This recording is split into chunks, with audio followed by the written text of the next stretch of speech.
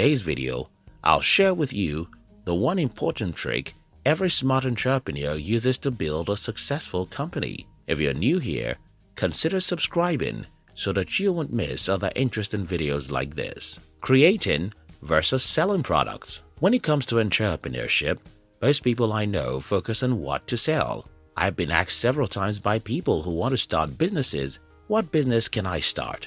How do I discover business ideas? What products should I sell? The problem with all these questions is that they focus on what to sell, not how to sell. Smart entrepreneurs know better. For smart entrepreneurs, selling is 90% of the business game. Forget the product. People buy stuff all the time. People buy shit all the time. Now, some people will get me wrong. Don't be one of them. Yes, good products matter, but human beings are too weak to use their brains to even know what good means. Let me explain this.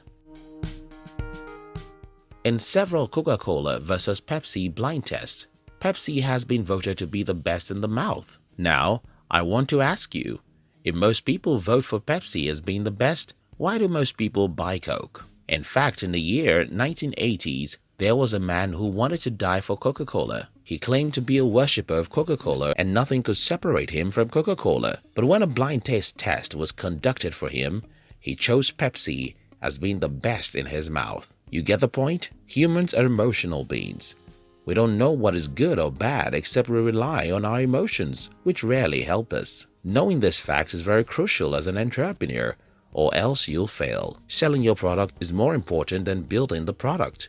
So you better learn how to sell before you think of what to sell. Smart people play on our emotions. Dan Ariely wrote a wonderful book titled Predictably Irrational, and I think you should start reading that book from tomorrow if you've not read it. In his book, Ariely wrote about several psychological studies that revealed how weak humans are.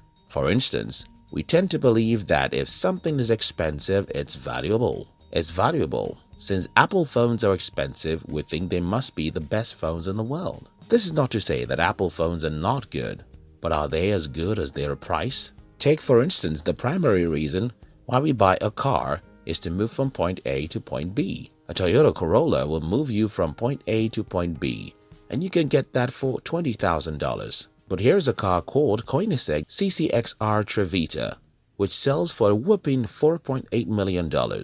240 times more expensive than a Toyota car. Does that mean a Koenigsegg car is 240 times more beautiful, faster, or better than a Toyota? As Dan Ariely proves, if tomorrow Toyota makes an ordinary car and price it $1 million, we immediately start seeing how special that car is. Not because it's special, but because we're paying a premium for it.